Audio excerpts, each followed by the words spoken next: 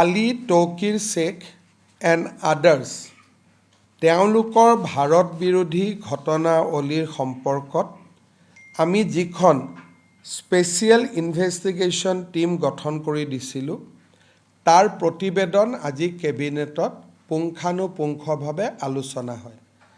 আলোচনাৰ অন্তত গোটেই বিষয়বস্তুৰ গভীৰতালৈকে লক্ষ্য কৰি গৃহ মন্ত্ৰালয়লৈকে এই গোচৰটো হস্তান্তৰ কৰাৰ সিদ্ধান্ত লোৱা হয় আৰু গৃহ মন্ত্ৰালয়ে তেওঁলোকৰ এটা ইনভেষ্টিগেটিং এজেঞ্চি NIA হওক বা আন ইনভেষ্টিগেটিং এজেঞ্চি দি ইয়াৰ পৰৱৰ্তী তদন্ত কৰক তাৰ বাবে ৰাজ্যৰ কেবিনেটে সিদ্ধান্ত গ্ৰহণ কৰে।